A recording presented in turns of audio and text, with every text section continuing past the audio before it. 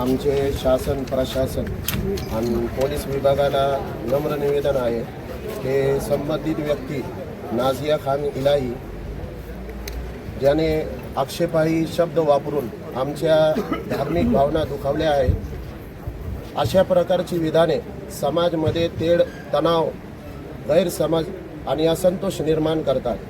त्यामुळे अशा प्रकरणाची त्वरित आणि तात्काळ कारवाई करून कायद्यानुसार कारवाई करून योग्य ती कारवाई त्यांच्यावर करण्यात यावी। आमची भूमिका, जेवढ्या आम्ही इथं मुस्लिम समाज आलो आहे, आमची भूमिका कोणत्याही धर्मपंथ किंवा समाज विरुद्ध नसून प्रत्येक धर्माचा आणि त्यांच्या श्रद्धास्थानांचा आदर केला पाहिजे हीच आहे।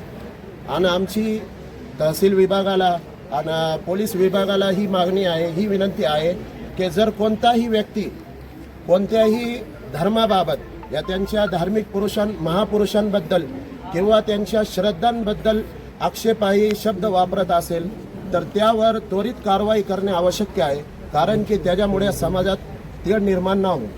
आणि आम्ही इकडे जे आलो आहे, ही येण्याचं कारण आम्ही संविधानाचा, कायद्याचा, लोकशाहीचा आदर करतो आणि आमची इच्छा हीच आहे की समाजात शांतता, सौहार्द ही कायम राहावे।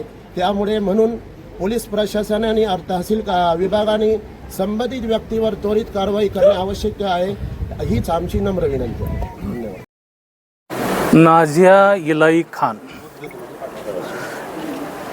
या बाईचे किस्से भरपूर आहेत। जवळजवळ या बाईने 2-4 वर्षामध्ये मुस्लिम समाजाच्या अभिव्यक्ती स्वातंत्र्यावर गदा आणण्याचा प्रयत्न केलेला आहे। मुस्लिम समाजावर आक्षेपार्ह विधानं, चुकीचे विधानं करून समाजामध्ये तेढ निर्माण करण्याचा प्रयत्न ह्या लोकांनी केलेला आहे। माझी माननीय पोलीस निरीक्षक व तहसीलदार साहेबांना विनंती आहे की व सदर ह्या बाईने जे आमच्या प्रेषितांबद्दल अपशब्द वापरलेले त्याबद्दल तिला जास्तीची सजा करून त्या बाईला तुरुंगात टाकण्यात यावं, हे आम्ही आमच्या समाजातर्फे एक विनंती, एक अर्ज करतो। जर तिला अरेस्ट केलं नाही तर ह्याच्यापुढं एक मोठं आंदोलन समाजातर्फे पेटवलं जाईल।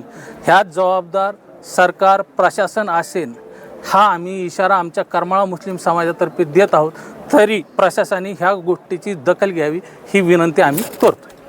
या संदर्भात जर पाहिलं तर नाझिया इलाही खान यांचे वारंवार अशा प्रकारचे वक्तव्य येत आहेत आणि आता आपण या संदर्भात निवेदन दिलेलं आहे। याच्या आधी सुद्धा आपण जर काय अशा भूमिका घेतल्या असत्या तर हे वक्तव्य तितक्यावर थांबले असते। त्यावेळेस का भूमिका घेतली गेली? जास्त जावं पण ही आमच्या धर्मामध्ये कसं आहे की जास्तीत जास्त करून कसं आहे की आम्ही सबर, ही गोष्ट जी आहे ही मोठी सबुरी हे सबुरीने घ्यायचं काम आहे। पण हे अति व्हायला लागलं आणि अति होण्यामुळं ह्या गोष्टीला खूप म्हणजे आम्ही जास्त त्यांच्याकडे ध्यान देत नव्हतं, तर ती जास्त पद्धतीने करा, आम्हाला कोण काय करतंय, आमचं कोण वाकडं करणार आहे, ह्या पद्धतीने त्याची हिंमत वाढली आणि तिने डायरेक्ट आमचे जे श्रद्धास्थान आहे प्रेषित मोहम्मद साहेब पैगंबर यांच्यावर त्याने वक्तव्य केलेले, आम्ही त्या गोष्टीचा निषेध करतो। याच्या आधी जे वक्तव्य झाले त्यानंतर कारवाई होणं अपेक्षित होतं, पण झाली नाही।